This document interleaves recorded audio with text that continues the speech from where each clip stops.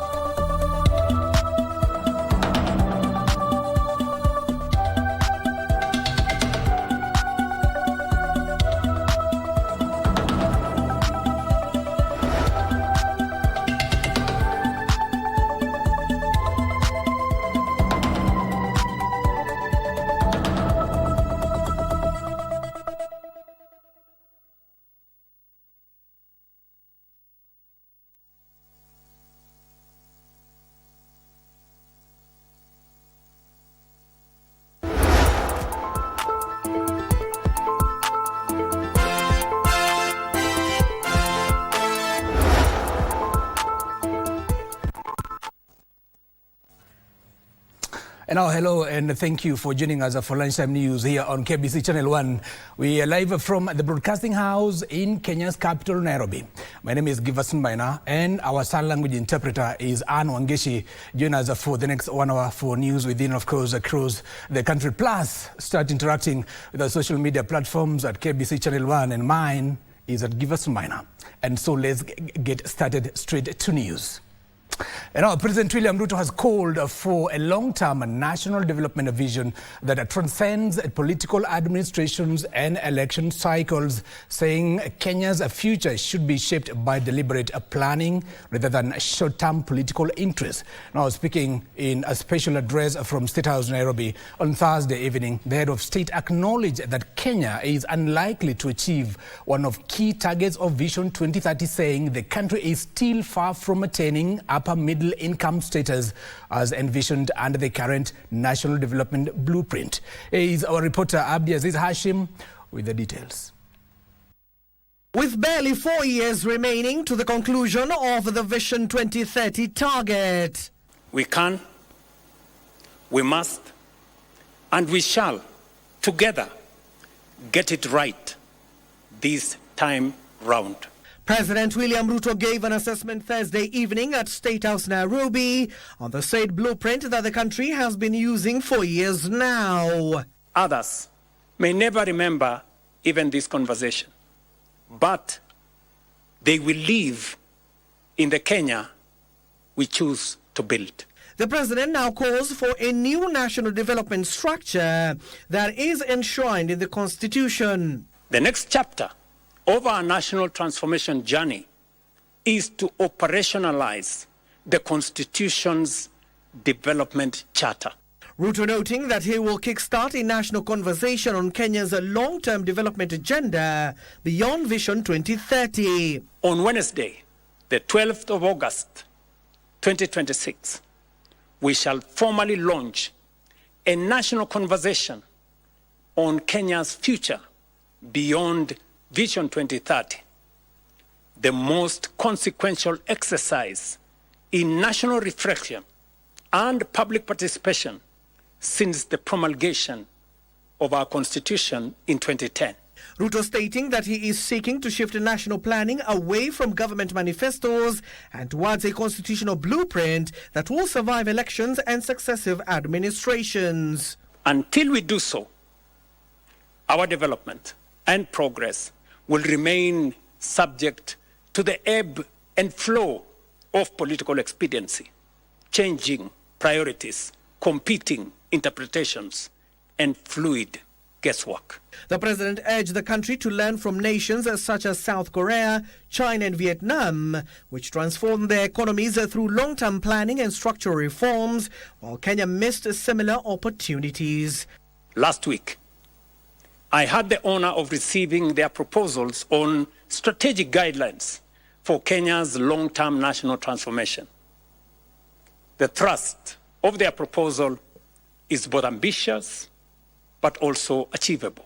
Abdiaziz Hashim for Lunchtime News.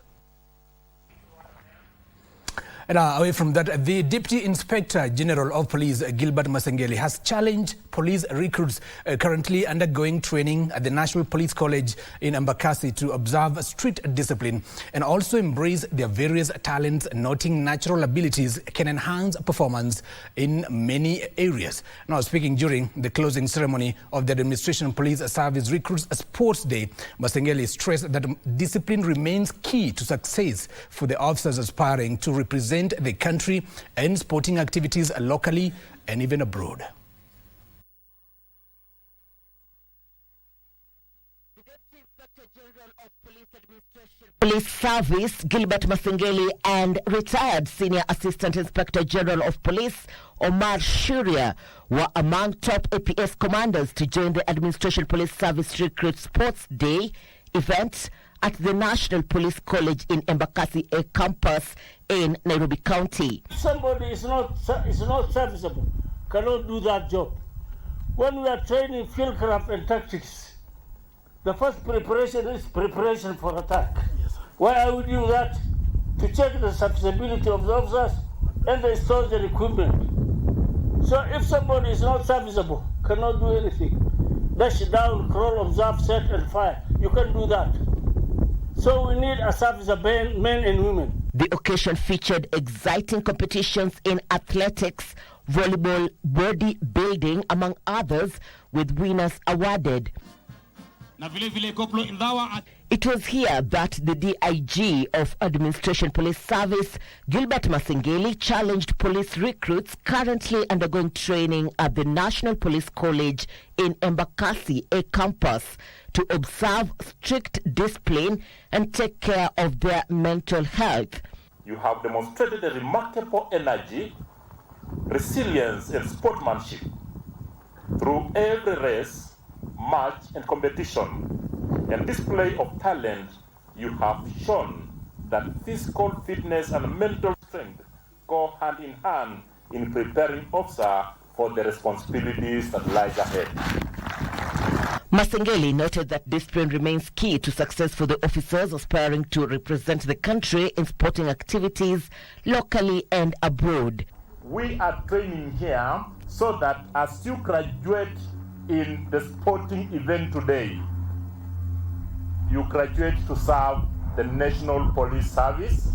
You graduate to represent the National Police Service and represent our country both locally and internationally. The DIG said event reaffirmed the service commitment to holistic training by nurturing not only professionally competence but also physically fit and well-rounded officers. To be talented is one thing. To win is another thing. But to remain there, it calls for discipline. Am I communicating? Yes, sir. SACCO, we want to pledge our support to Administration Police Service. We want you to know that we are here for you, even as you play, even as you do your sports, each and every time, not just this year, even in the years to come. We want you to know that we are here to support you. We are happy to support you in every kind of way. Be able to facilitate their future and for the future of their kids. At Madison, we educate, we encourage, and we advise them wisely. Now, a section of women leaders drawn from various parts of the country is demanding an immediate apology from the Democracy for Citizens Party leader Rigathi Gachagua over what they describe as derogatory remarks targeting women leaders. Now, the leaders accuse the former DP of veering off from the issue-based politics to sexist and personal attacks, warning such rhetorics could undermine women's leadership. Now, their dignity and participation in politics. The leaders have, at the same time, challenged a National Cohesion and Integration Commission, NCC, to launch a probe into the matter. The sentiment by the DCP leader Rigathi Gachagua, allegedly launching a verbal attack against UDA allied women leaders following the recently concluded Okalau by-election, have drawn sharp criticism from a section of women leaders in Nairobi. Speaking under the umbrella of the Diamond Peace Caravan, the women on Friday condemned Gachagua's remarks, terming them an onslaught of women's leadership and their dignity. Especially mtu akienda kusimama pale mbele asimame na maneno yake ya kwamba siasa na kwamba kura zake si za wamama. Atumejipaka umefanya nini? Sisi kutukana venye unafikiria. Atunaambia wamama wafanye nini? Ile uliwaambia wewe utafanya hiyo. Wamama sio nini yako. Sio mpira yako ya kucheza nayo. Ukikisikia ni kwa kiwanja unawaekelea kiwanja wanacheza. We are very sorry for you. Kwa hivyo akome na aombe msamaha kwa kudunisha mama. Mama ni mama, hakuna kama mama. In their rejoinder to the former deputy president's sentiments, the leaders have challenged Gachagua to issue an immediate and unconditional apology to all women. Wakati walikuwa wameenda kufanya kampeni huko Likarawa, ati walikuwa wameenda kuweka miniskirt, kujipondoa na kwenda kujionyesha kwa wamama. Hiyo matamshi ni mabaya sana. Kwa hivyo tuna demand msamaha kutoka kwako. Hatutaki mtu adharau our governor Anne Waiguru. She's a woman of potential. She's a good leader. Na tumeona bila anafanya kazi. Warning that failure to retract his words would trigger nationwide peaceful demonstrations to demand accountability. Bila hivyo, sisi wamama tutamkuta mahali yako. Mpaka tumwambie aombe msamaha.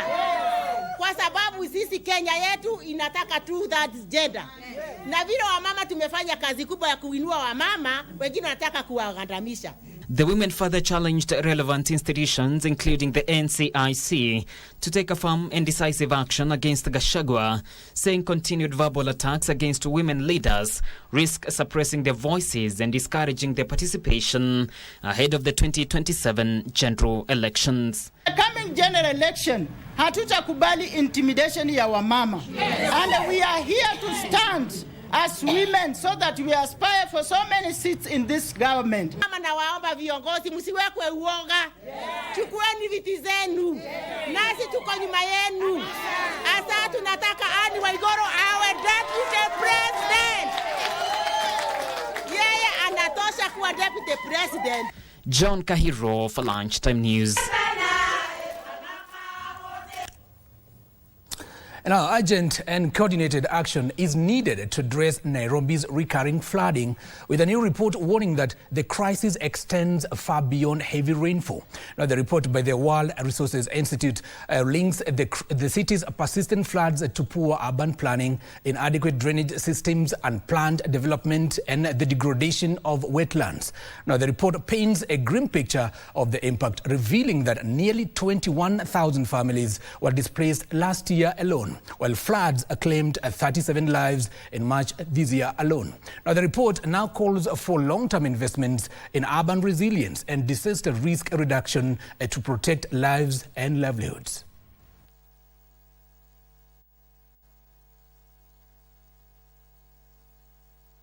By integrating river restoration and ecological resilience, this framework aims to reduce flood impacts, enhance biodiversity, and improve urban livability. We are training about 5,000 people around the rivers. That translates to around 25,000 people who will benefit from this. That translates to the people who will be averted from floods. If they follow what we are putting in the framework, then we are likely to save around 25,000 people that will be as a mitigation measure. Well, this is the biggest challenge, that it's so often when we see floods, we think it's a lot of rain that has come. No, what we are finding in the research is that it is not so much that we have a lot of rain, it is where we are building. We have a lot more solid surfaces in places where we should have wetlands, in places where we have our forests. You all know today that we are trying to still protect Ngong Forest, Karura Forest. All of these are critical ecosystems. Now, engineers have been challenged to embrace innovation and resource efficiency as key drivers of sustainable development. Now, this was the focus of the second African Journal of Engineering Research and Innovation Scientific Conference at Kenyatta University. Now, the chairperson of the caretaker committee of the Institution of Engineers of Kenya, Engineer Hilary Nyanga, challenged engineers to move beyond traditional approaches by designing products and infrastructure that are durable, reusable, and resource efficient. He also called for greater involvement of engineers in economic planning and policy development to ensure infrastructure investments deliver long-term value while conserving natural resources.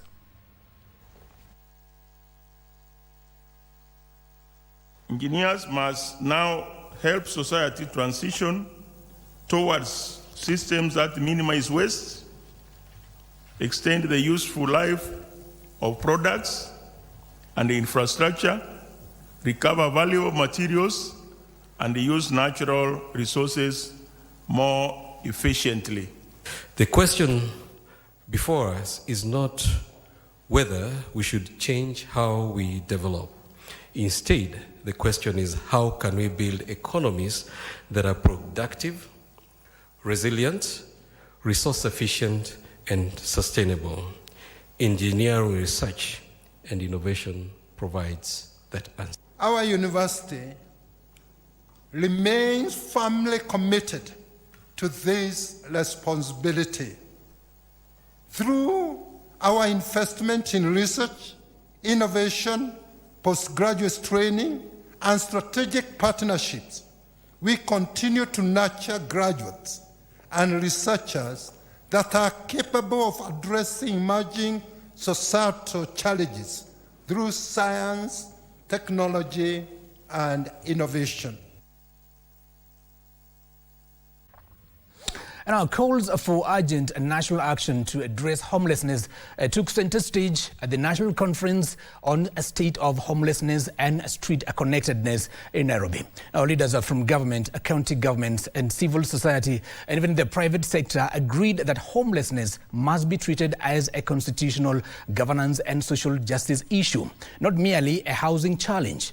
Now, an Undugu Society of Kenya Executive Director Eric Mukoya urged the country to adopt people-centered development, saying homelessness is about humanity, dignity, and even belonging, and that no one should be left out without a place to call home. Kenya is estimated to have about 500,000 people experiencing homelessness, a reality that experts said underscores the need for coordinated long-term solutions that protect the dignity and rights of the country's most vulnerable populations.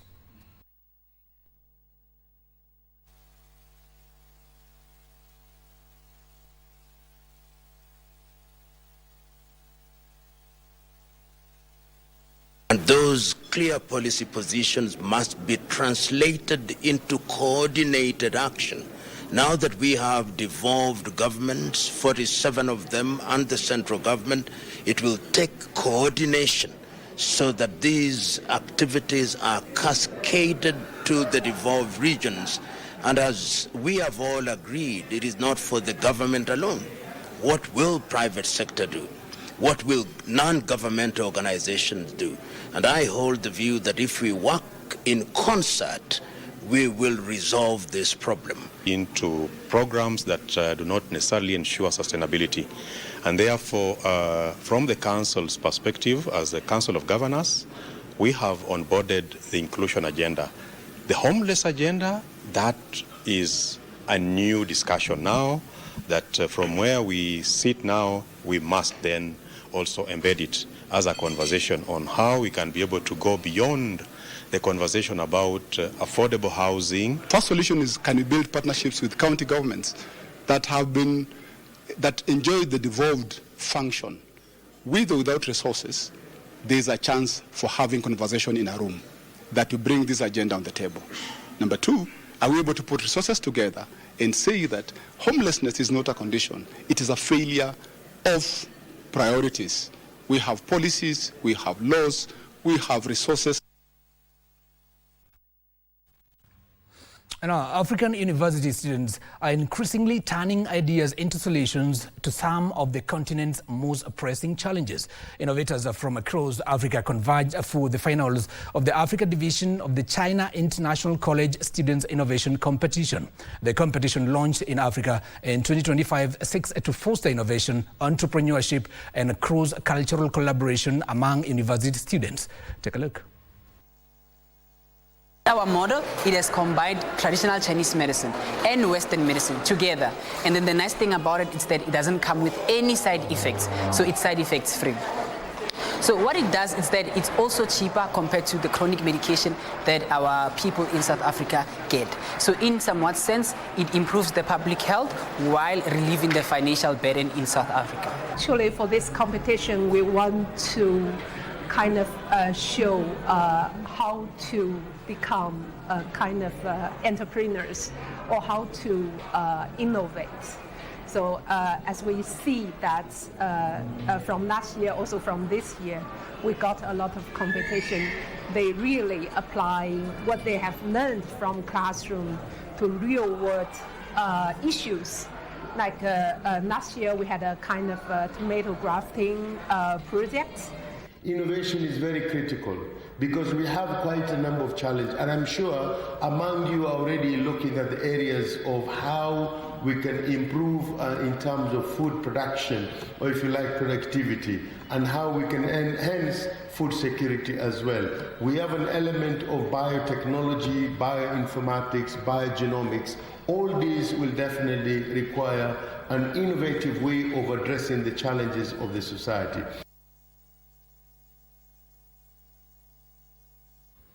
Now let's switch focus now to matters Western Kenya politics, where Vihiga Governor Wilbur Otichilo is urging residents of Vihiga to support the re-election of the incumbent President William Ruto in the 2027 election. Now Otichilo said the government has invested over 10 billion Kenyan shillings in development projects in Vihiga County, which have helped improve the economy of the county.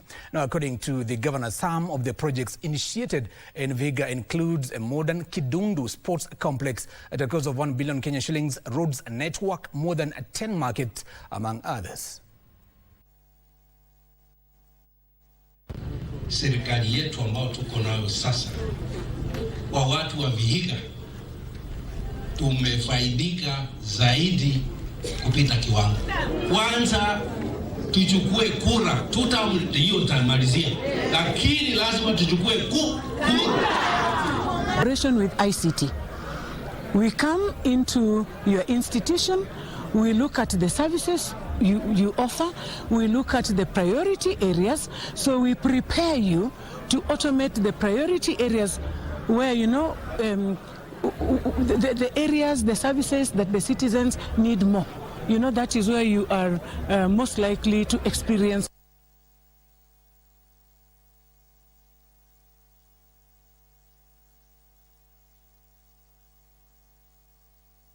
Women have launched, or rather, let's start again. Joyful Women have launched training programs at KBC National Polytechnic, PC Kinyanjui, and Nairobi National Polytechnic, and Kamukunji Vocational Training Institute to roll out capacity building on financial literacy and digital marketing for women and youth. Now, Chief Principal Dr. Patrick Moshemi has lauded the initiative, saying it will help program beneficiaries better run their businesses. Now, Elizabeth Kosgei, CEO Joyful Women organization, said they settled on TVETs because the institutions prioritize real-world hands-on experience over purely theoretical learning, making students ready for the job market.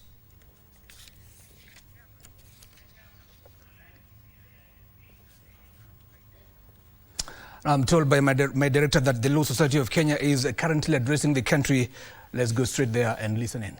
Boycott will continue against them as we proceed. Number 5, today, 31st of July, the Law Society of Kenya Council, together with representatives of the senior bar, which is part of the Law Society of Kenya, has been meeting the Judicial Service Commission. And in those discussions, which are still ongoing, we have addressed them about the various concerns touching on accountability of the judiciary and the Judicial Service Commission. We have asked them and demanded that the Judicial Service Commission take charge of its constitutional mandate to secure accountability of the judiciary and to work to stop persistent obstruction of their work in various aspects. We've also told them our concerns about the growing corruption menace in the judiciary, the challenges of court inefficiencies, and the problems that many Kenyans who go to the courts on a daily basis are suffering and are facing because of judiciary inefficiencies. And we've asked them to commit to address these challenges immediately and without fail.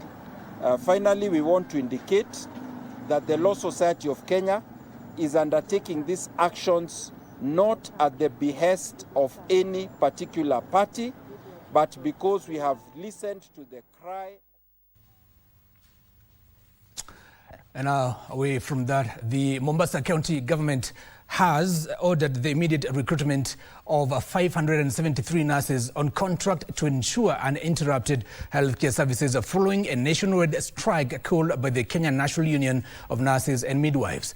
Governor Abdul Samad Sharif Nasir, who also chairs the Council of Governors Health Committee, said the move was aimed at safeguarding access to healthcare while negotiations between county governments and the Nurses Union continue. His remarks come as nurses across the counties took to the streets to pressure both governments to address their grievances, among them conservation of universal health coverage staff to permanent and pensionable terms. As nurses across the country kept off the hospitals and took to the streets, Mombasa Governor Abdul Samad Nasir on Thursday evening directed the County Public Service Board to begin the recruitment process of over 500 nurses on contractual terms. With immediate effect, 573 new nurses waweze kuajiriwa, watu waingie kazini, kwa sababu mimi najua wazi ya kwa tukitangaza nafasi ya nurse mmoja, wale wenye kuapply ni kama 1000 kadhaa. So Mombasa does not have shortage of nurses. These, the governor says, will ensure continuity of services during the strike. If the courts say that the strike was illegal and they're meant to come back to work, they are my employees, I will not do anything to them and I welcome them to come back. But if the courts rule otherwise, tutaangalia hapo. We will cross the bridge when we get there. Meanwhile, health workers in Lamu County took to the streets demanding action from the government. The health workers also said that 6 laboratories in Lamu County have been forced to close due to a shortage of laboratory personnel, a situation they say is undermining the delivery of healthcare services. The health workers also said that 6 laboratories in Lamu County have been forced to close due to a shortage of laboratory personnel, a situation they say is undermining service delivery. Currently, tuko na maabara 6 ambayo yamefungwa kaunti ya Lamu. Badala ya kaunti ya Lamu ilete afya kwa wananchi, inaondoa afya kwa wananchi. Tuelewi ni kwa nini imefika wakati contract ya UHC imeisha, ndio wakakuja na mambo ya grant na dora yote imewekwa pamoja. Counties ama Council of Governors wamesimama upande huu, Ministry of Health wako hii upande ingine. Their counterparts in Tana River County, who are also taking part in the strike, maintain they will not go back to work until their demands are met. Wauguzi wamevumilia sana tangu ya ule mkataba ambao tulifanya na serikali kuu na serikali za county mwaka wa 2017. Jambo la pili ni kuhusiana na hawa UHC staff. Tumeona malumbano kati ya kitengo kile cha national government na kitengo cha county wakifanya malumbano kuhusiana na kutaka kwamba wasiwapatie mabarua wenzetu. With clinical officers and laboratory technicians also on strike, residents of Turkana County were left stranded. At Lodwar Referral Hospital, that also caters for patients from Uganda, South Sudan and Ethiopia, patients were forced to seek services at private hospitals. Nimekuja hapa kwa sababu ya dadangu ambaye aliadmitiwa Ijumaa iliyopita na akawa anaugua ugonjwa wa TB, na kulingana na hali yake imesidi kuwa mbaya, na nikaambia na madaktari leo inafaa ahamishwe apelekwe kwenye chumba cha wagonjwa mahututi ama ICU, lakini kwa sababu ya mgomo ambao inaendelea leo Kenya hii imeshindikana. Kwa nje ya madaktari kugoma imeshindikana, hata vile ataandikishwa karatasi ya kumrefer Eldoret. Sasa mgonjwa kwa hali hatarini. Madaktari ndio guso wetu, ndio wanaweza kutusaidia. Wapewa haki yao, maana haki yao ndio wanadai. In Tharaka constituency of Tharaka Nithi County, nurses staged demonstrations in Marimanti town. Kwa sababu tumefanya maridhiano na kila kitu katika huu mkataba tumesikizana, ile imebaki ni kutia sahihi. Tumeng'ang'ana na promotions kwa miaka mingi sana. Mara tunapatiwa kadogo, watu wengine wanabaki nyuma, wameachwa wamekazirika. In Samburu County, the script was the same, with health services remaining under paralysis. Angry nurses took to the streets of Mararal town, calling for the implementation of the 2017 CBA. Nurses, I think we have seen now what is happening in the hospital. Total shutdown, meaning that we are the backbone of the hospitals. Tumefanya mikutano na tumehakikisha kwamba tutalinda haki ya wagonjwa wetu kulingana na katiba. Nancy Okware, Lunchtime News. Now that story takes us to a very short commercial break. Don't go too far. There's still so much more coming your way.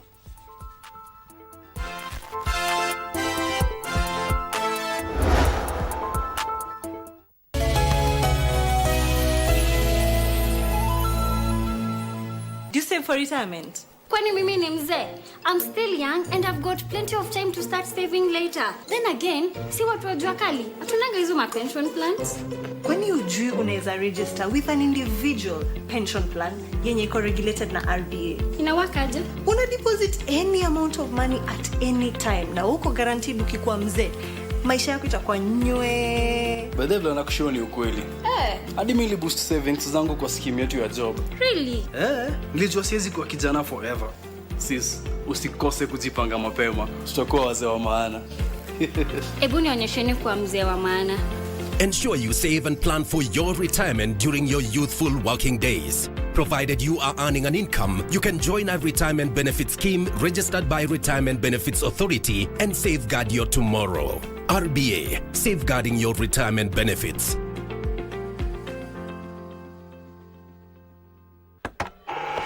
Everything you know is a fragment of a story.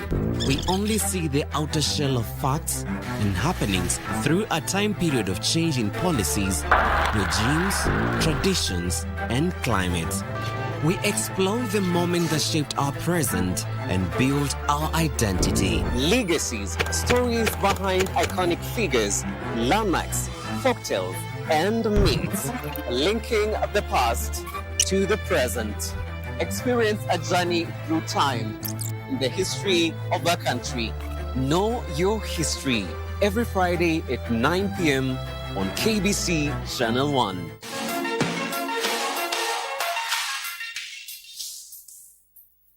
Now we have a corner from Kusi here in the Ghanaian side. Now this is a real opportunity to test the defense of Cape Verde. Are we going to see a second goal being scored? That was comfortably saved by the goalkeeper, by Jacinta. You can see the replay again. Jacinta saving Cape Verde's side again from conceding a second goal.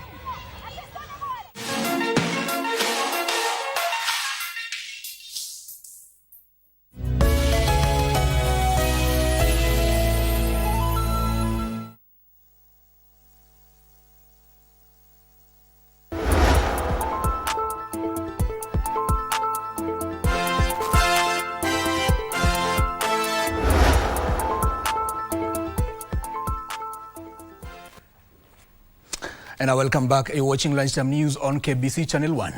Now, the Ethics and Anti-Corruption Commission, EACC, has recovered 2 government properties in Kwale in Mombasa valued at 100 million shillings irregularly allocated to private entities. The properties included a beach access road reserve in Diani and a government house in Kizingo, Mombasa.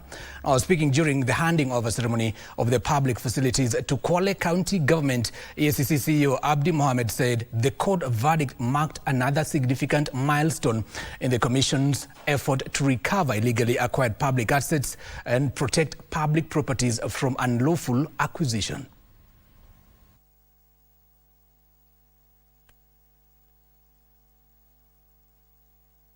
Ardhi kama hii inafaidi wale ambayo hawana uwezo wa kwenda kwa hizi hoteli kubwa kubwa. Kwa hivyo sisi ni kuambia gavana na watu wake waitumie hii ardhi kwa niaba, wapeane kwa watu wa Kwale ile ambayo iwasaidie. Sisi leo tuna furaha. Yaani hii ni achievement kubwa. Na unajua hii pia inatuma message kwa wale wengine wote ambao wamegrab. Sasa hii tayari ni notice kwao. Kama mtu anajijua alipata ardhi kinyume na sheria, afadhali aanze kufunganya mapema. Now, from the Coast Region to Kakamega County now, where patients drawn from Kakamega County and the neighboring region have benefited from a week-long free surgical outreach program at the Kakamega County Referral Hospital. The initiative brought together local and international medical specialists to provide life-changing surgeries for patients suffering from chronic conditions.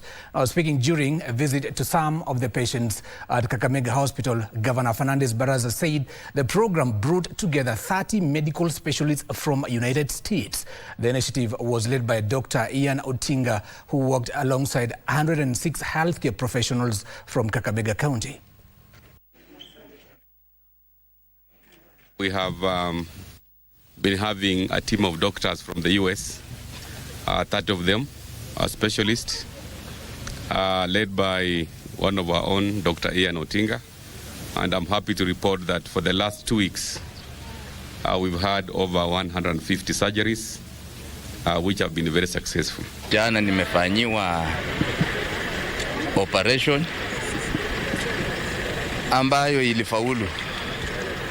So nimekuwa jana hapa, leo nimekuwa discharged. So ninarudi nyumbani. Now, an initiative which seeks to recognize outstanding young environmental innovators whose ideas are transforming communities through practical environmental solutions has been launched in Nairobi. Now, speaking during the launch of the 4th cohort of the Young Environmental Innovation Challenge, Kenya Community Development Foundation Executive Director Grace Maingi said the initiative is targeting young innovators aged between 15 and 35 years whose ideas address environmental conservation while creating jobs and improving livelihoods. Now, stakeholders at the launch further spoke of the need to give young innovators a platform not only to develop homegrown environmental solutions, but also to turn their ideas into sustainable business capable of creating jobs and driving Kenya's green economy.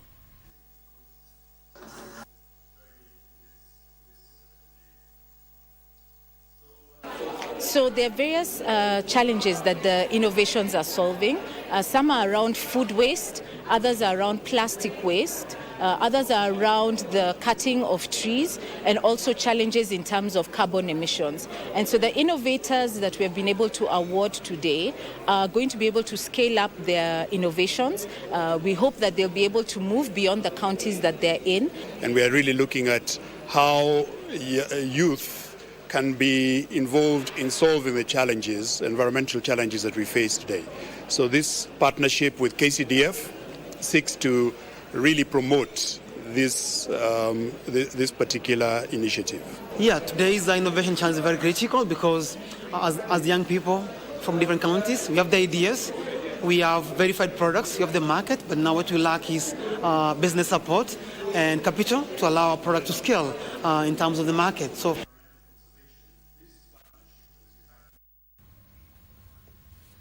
And now back to Kakamega once more, where residents of Malava constituency in Kakamega County are set to benefit from improved healthcare services after the national government allocated 50 million shillings to rehabilitate and upgrade Malava Level 4 Hospital. The project is expected to enhance service delivery and expand access to quality healthcare once completed later this year. Now, speaking during the launch of the project, Kakamega Governor Fernandez Baraza said the funding reflects the government's commitment to strengthening healthcare services. Hizo pesa ambazo tumepokea shilingi milioni 50 tunashirikiana na kuhakikisha pia level 6 imekamilika kule Kakamega. Vile mnajua hiyo level 6 ilikuwa ni shimo kubwa sana ambayo ilikuwa imewachwa pale. Na gavana mtangulizi aliweka pale 2.6 billion, lakini kwa sababu tunashirikiana na William Ruto, hiyo kazi inaweza kukamilika kabla ya mwisho mwaka huu.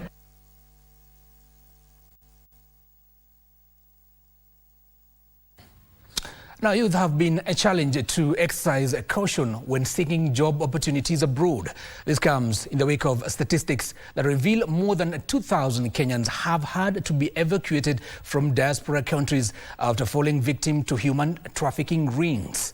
Now, this message dominated the commemoration of the 2026 World Day Against Trafficking in Persons held in Cheptais, Mount Elgon in Bungoma County. Now, speaking during the event, Principal Secretary for Children's Services Karen Anyengo and Ambassador Helen Gishugi revealed that Cheptais in Bungoma bears the heaviest burden of illegal recruitment activities in the country, prompting the commemoration of the day in the region to raise awareness. Statistics show that since 2021, 470 Kenyans have been evacuated from the Golden Triangle countries, 478 from South Africa, over 200 from Lebanon and Israel, and over 700 from South Sudan.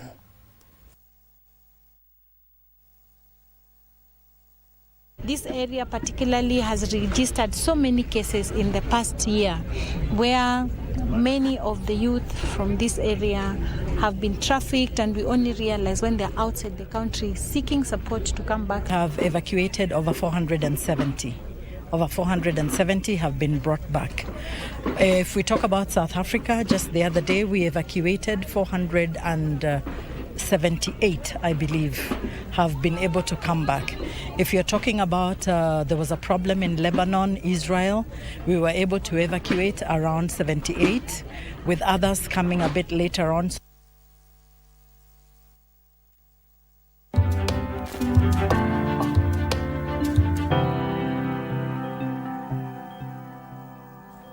Now it's time for business. The government is reviewing the industrialization policy to allow manufacturers procure electricity directly from power producers in a move aimed at lowering energy costs and making Kenya a more competitive investment destination. Now, Industry Principal Secretary Dr. Juma Mukwana says the availability and cost of electricity are among key issues that investors consider. Currently, Kenya Power is the only institution mandated to distribute electricity to consumers.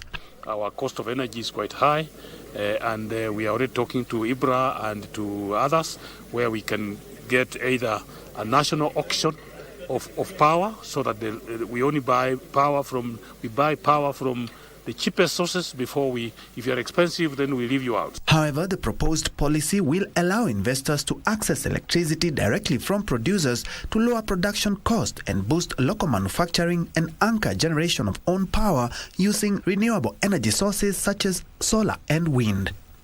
Dr. Mukwana says policies that have contributed to high industrial energy costs are being reviewed. Through this policy to see how we can harmonize collection of fees from people who want to establish industries, so that we don't make it too expensive compared to our neighbors, because if you go to our neighbors, they don't have those levels of government. The chairperson of the County Executive Members Caucus, Leah Mariam, called for reforms to eliminate double taxation and reduce costly business permits and levies. When it comes to permits, there are some permits that are expensive to our traders or our investors. There is also double taxations in terms of cess and distribution. This one affects the investors and traders. National government has already given 250 million to 34 counties. And this year, we apart from funding the ones that are ongoing, we have also started a process of buying equipment. For Lunchtime News, I'm Ben Troinjua. Now, plans are underway to allocate 2 billion Kenyan shillings for settling outstanding debts in the coffee subsector. Now, Cooperatives Cabinet Secretary Wycliffe Oparanya says debts owed by coffee farmers to government agencies have been cleared, with the new funding targeting repayment of remaining commercial loans. Here's more. The government allocated 2 billion shillings for settling part of the outstanding 6.8 billion shillings loans owed by coffee farmers. Cooperative Cabinet Secretary Wycliffe Oparanya says an additional 2 billion shillings will be allocated for paying off commercial loans advanced to coffee farmers. And we are hopeful that in the supplementary of this year, we will put another 2.8 billion to clear that. And now we are saying that's the last time the government is going to write debts in this particular sector. Oparanya says the Cooperative Bill of 2024 will regulate borrowing by SACCOs and increase farmers' participation in the running of cooperatives to reduce fraud and mismanagement. What the government is doing is that it has now streamlined the way of now, if cooperative have to borrow, is now a proper procedure that has been followed so that we know if they are borrowing genuinely for a particular purpose. The Cooperative Bill of 2024 is also expected to institute changes in composition and appointment of the management team to promote accountability. Debts that are in this industry were just created by the management within the cooperative movement. Careless decisions being made, putting burden of paying debts to the farmers. Government alone cannot do everything. So we need all stakeholders on board, and private sector is a key player that we need to make sure that we are working with. There was an investment you need on the field that you're working on. Benson Rioba reporting for Lunchtime News. Now, building a sustainable future starting from the soil. Now, young students in Burkina Faso are discovering modern farming techniques through a joint initiative with agricultural experts. Now, from learning vegetable crop management to planting their own gardens. Now, the students are gaining essential skills to boost local production and drive food sovereignty. Here are the details of this and other stories making headlines across the border.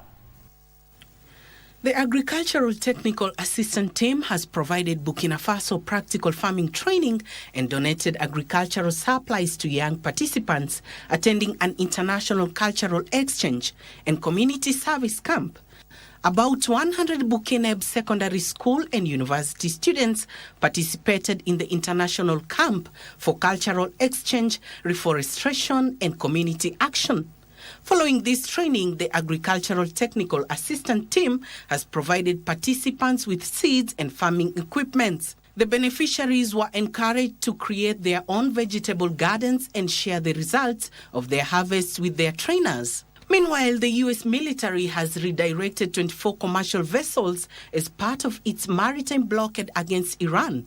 The U.S. Central Command say its forces continue to enforce the blockade.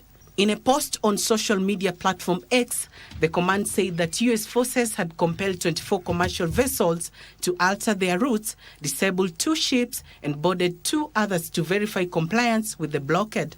The command also said a U.S. Navy P-8 Poseidon maritime patrol aircraft, refueled by a U.S. Air Force KC-135 Stratotonka during flight, was conducting surveillance over regional waters in support of the operation. Finally, Israel has hiked the price of petrol by 8.2%, marking the highest level in nearly 14 years. The new price, up from $2.44, stands just below the record set in September 2012. By contrast, The lowest price in recent years was in May 2020. The ministry attributed the surge to continued volatility in global energy markets, citing sharp rises in international fuel prices amid higher crude oil costs and persistent supply concerns. It noted that the recent strengthening of the dollar also contributed to the rise in fuel prices in Israel. Britton Elia for Lunchtime News. The government is enhancing distribution of certified seedlings to double BIXA production and position it as one of Kenya's next high-value commercial crops. Agriculture's Cabinet Secretary Mutahi Kagwe says the initiative will unlock thousands of jobs and utilize an idle 3,000-ton processing capacity. Kenya BIXA Limited processes between 1,000 and 1,400 tons of raw BIXA annually, despite having the capacity to process 3,000 tons every year. Agriculture Cabinet Secretary Mutahi Kagwe says the Agriculture and Food Authority and coastal counties will work together to expand production through the distribution of certified seedlings and enhanced extension services. Alafu hao watu wa AFA ndio wakurugenzi wa hii kitu, katika serikali ndio regulator wa BIXA, na pia wamekuja hapa ndio waone ni kitu gani tutafanya sisi kama serikali, ni kitu gani tutafanya ndio ukuzaji wa BIXA uendelee. Kagwe is encouraging smallholder farmers to form or join BIXA cooperatives to improve their collective marketing, bargaining power and access to credit. Ile kitu muhimu ni kuweka pesa mfuko wa mkulima. Kwa hivyo hii mkiona nikisukuma namna hii ni kujua ni kwa sababu nimeelewa ya kwamba hii inaweza saidia watu. Increasing BIXA production is expected to create employment not only on farms but also in seed multiplication, transport, aggregation, processing and logistics. Ezekiel Owino reporting for Lunchtime News.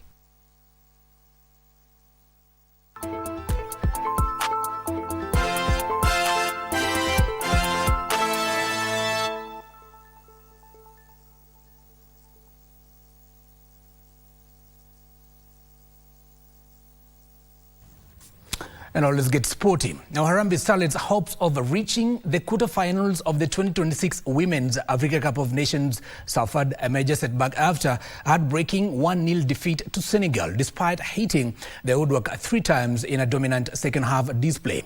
Now Senegal claimed all 3 points in the Group A clash at the Olympic Stadium in Rabat after Seynabou Mbengue scored the only goal in the 35th minute. Now Kenya responded strongly after the break with Euphrasia Shilwatso rattling the crossbar before Teresa Ngesho struck the post twice as the Starlets were denied a deserved equalizer. The defeat leaves Kenya rooted at the bottom of Group A without a point and extends their winless record at the Women's Africa Cup of Nations. Beldine Odemba's side will now face Algeria in their final group match on 3rd August, hoping to end their campaign on a positive note. Tonight, South Africa take on Ivory Coast while Burkina Faso face Tanzania. Don't miss the action live on KBC Channel 1.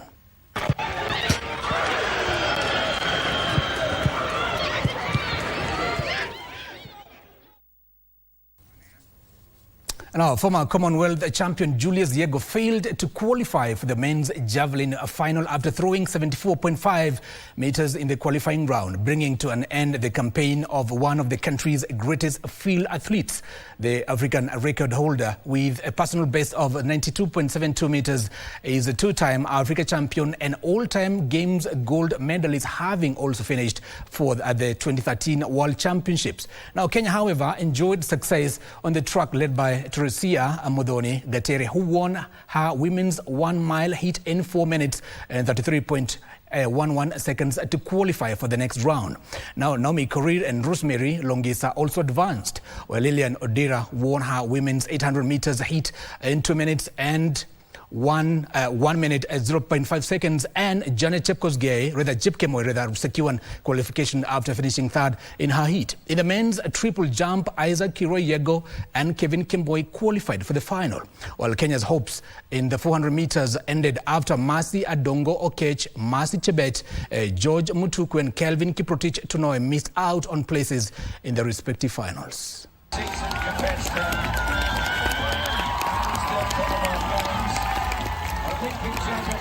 only Victor responds. Into a slight wind up the back straight right. And our World Junior Cross-Country champion Franklin Kibet will be making his return to the USA barely 6 months after his victory, but this time on a track as he teams up with his captain Nehemiah Kipngeno in the 5,000 meters event at the 21st World Athletics Under-20 Championships in Eugene, Oregon. Kibet, an 18-year-old student at St. Peter's Kapkecha School in West Pokot County, has been in a scintillating form this year, having also won a silver medal over the distance in April at the Kipkeino Classic Continental Tour. Tunafanya mazoezi, tuko sawa, ni kuenda tu, kung'ang'ana huko. Nikienda huko, naenda kung'ang'ana, pia nilete quality time. Kipngeno will be eyeing glory in his debut at the Global Championships as they target to retain the title won by Andrew Kiptoa Lamisi in 2024 in Peru. Iko na improvement kidogo. Okay, kwa team tunaiona vyema, tunaitarajia mazuri sababu naona hard work na wako discipline pia. Okay, nikiestimate team ita perform good this time round because naona wote wako focus. Yeah, wako focus kwa na mazoezi. 12 boys and 11 girls will carry the Kenyan flag at the Hayward Field in Eugene, Oregon between the 5th and 9th of next month.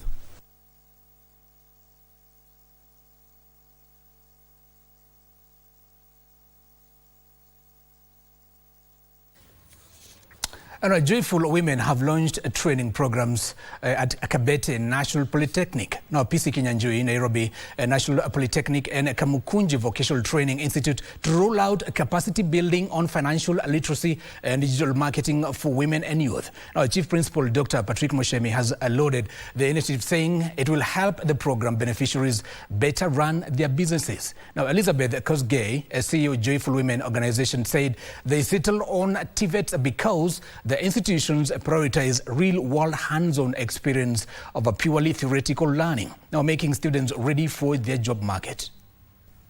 Most of these candidates or trainees are 35 years and below. This tells you that these are the majority of our Kenyan population. And this tells you that the right people have been identified to benefit in this economy. And also, most of them, 70% are women. They're taking training, and you might wonder who we are. Let me say we are an organization called Joyful Women Organization that has been in existence. This is our 17th year, empowering women, especially the grassroots women, those that were financially excluded and those that didn't have anything against their names. Furahia kwanza hii nafasi ambayo tumeweza kupewa kuja kujifunza about business mali hapa Kabete. Nafurahia kwanza ya principal ameweza kutukaribisha, pia ameweza kupromote hata biashara zetu. Now that's all for lunchtime here on KBC Channel 1 from the Broadcasting House. And before I let you go, is just to remind you that WAFCON Eco KBC. And today we bring you a live coverage of matches between South Africa and Ivory Coast at 8 p.m. And of course, Burkina Faso will be taking on Tanzania at 11 p.m. My name is Givason Maina. Our sign language interpreter is Anna Wangeshi. Until next time, is bye-bye for now.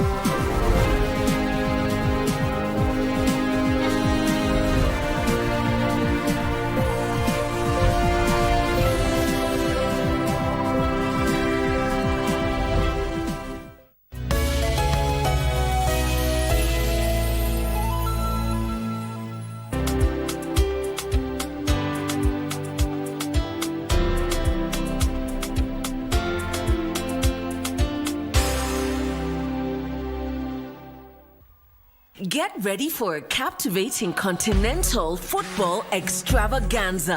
KBC Channel 1 brings you exclusive coverage of the 2026 Women's Africa Cup of Nations, WAFCON. From Sunday the 26th of July to Sunday the 16th of August 2026. Welcome to Morocco! Morocco is the battleground as Nigeria defend their title against 15 other nations fighting to lift the prestigious trophy. Who will be crowned Queens of African Football? Courtesy of the Ministry of Youth Affairs, Creative Economy and Sports. Watch all the action unraveling on KBC Channel 1, your true sports partner. We are going to separate facts from myths. We will discuss the importance of early diagnosis and genotyping. We will also hear first-hand stories of resilience from people living with this condition. Bank on management. So this means, number one, taking the medication as Daktari has said, but also there are things we can do at home, such as our nutrition. We need to take a lot of foods high in iron phosphates. For example, mboga kienyeji. Also, you find even in rural and urban areas, we manage ourselves even with some things such as herbs. There are some herbs that truly help us even with our organs and even keeping our, like for example, iron levels high. Preventive measures is prevent the reoccurrence of sickle cell by doing gene testing. The gene testing, that is of course. Two. One. So two, those who are already having sickle cell, they are born of sickle cell. What are these preventive measures that we want to take in place so that we reduce the chances of complications, we reduce the chances of hospitalization and recurrent infections. You can get to see from different warriors and hear their stories, even the stories of caregivers. So I think together we can be able to achieve a lot and at least support each other.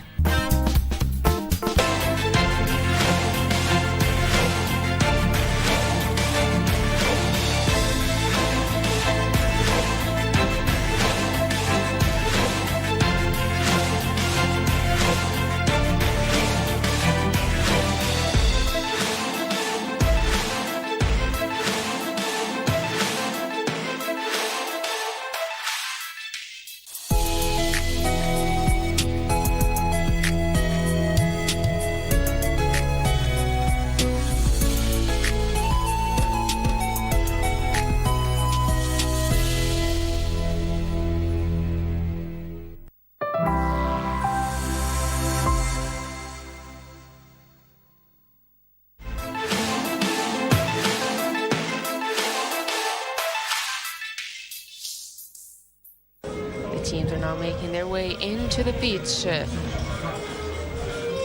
before the kickoff of the time of the game between Ghana and Cape Verde at 6 p.m. this afternoon in the Mulai Rashid Stadium here in Casablanca.